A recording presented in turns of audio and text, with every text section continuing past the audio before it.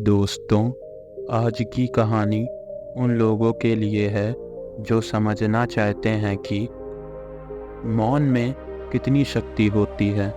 महात्मा बुद्ध ने एक बार बताया था, मौन मनुष्य का सबसे बड़ा मित्र है, क्योंकि जब हम बोलना बंद कर देते हैं तब हम खुद को, दूसरों को एवं जीवन को सुनना प्रारंभ कर देते हैं।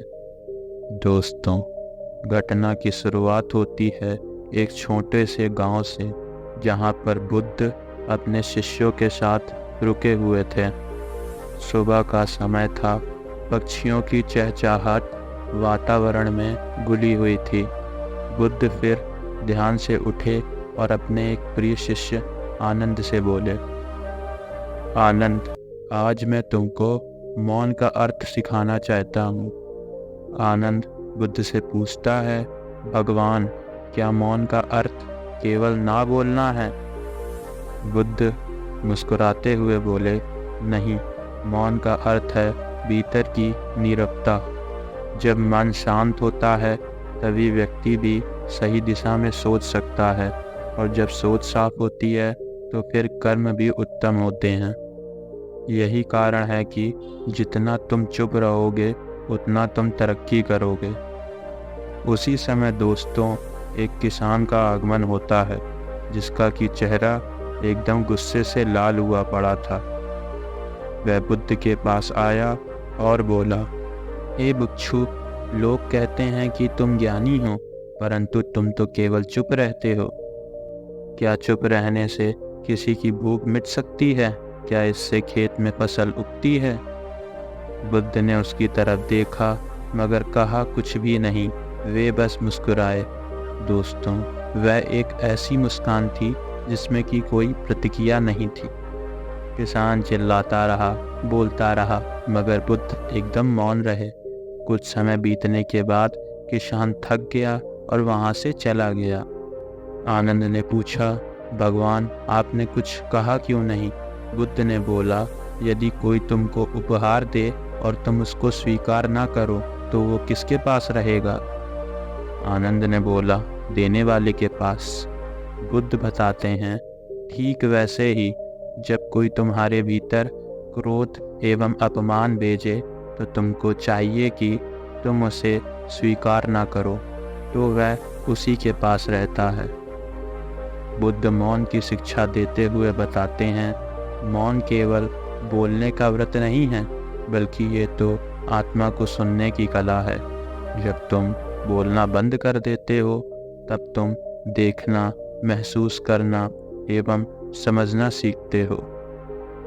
दोस्तों, कुछ दिन बीतने के बाद वही किसान फिर से लौटा और विनम्र होकर बोला, भगवान, मुझे अब समझ आ गया है कि जब मैं गुस्से में था तब आप चुप रहे।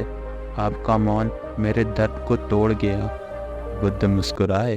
जब कोई आत्ममुग्ध होता है तो शब्द नहीं, मौन ही दर्पण बन जाता है। मौन सबसे बड़ा शिक्षक है, क्योंकि वह तुमको अंदर झांकने का अवसर प्रदान करता है। बुद्ध ने अपने शिष्यों से कहा, मनुष्य का जीवन 4 अवस्थाओं से गुजरता है। सबसे पहला, जब वह बोलने की जल्दी में रहता है। दूसरा, जब वह सुनने की कला सीखता है। तीसरा, जब वह मौन को समझता है। और अंतिम चौथा, जब मौन ही उसका उत्तर बन जाता है। जिसने तीसरी अवस्था को पा लिया उसी ने तरक्की का मार्ग पकड़ लिया। एक बार की बात है, एक राजा बुद्ध के पास आया और गर्व से बोला, मैंने बड़े बड़े युद्ध जीते हैं, मेरा राज्य धन से भरा है, और फिर भी मुझको शांति नहीं मिलती है। बुद्ध ने पूछा, राजा, तुम कितनी बार मौन रहते हो? राजा ने उत्तर देते हुए कहा, मौन? मैं कैसे मौन रह सकता हूँ? मैं तो दिन भर दरबार चलाता हूँ, आदेश देता हूँ, भाषण करता हूँ। बुद्ध राजा की इस बात को सुनकर हंसने लगे और बोले, यही कारण है कि तुमको शांति नहीं मिलती है। तुम बाहर की दुनिया को नियंत्रित करना जानते हो, मगर अपने भीतर की दुनिया को सुनना भूल गए हो। फिर बुद्ध ने राजा को एक प्रयोग दिया कि 3 दिन के लिए बिना किसी से बात किए सिर्फ अपने श्वास को देखो। हर क्षण जब बोलने का मन करे तब खुद से पूछो, क्या यह आवश्यक है? 3 दिन बाद राजा लौटे। उसके चेहरे पर एकदम अलग चमक थी।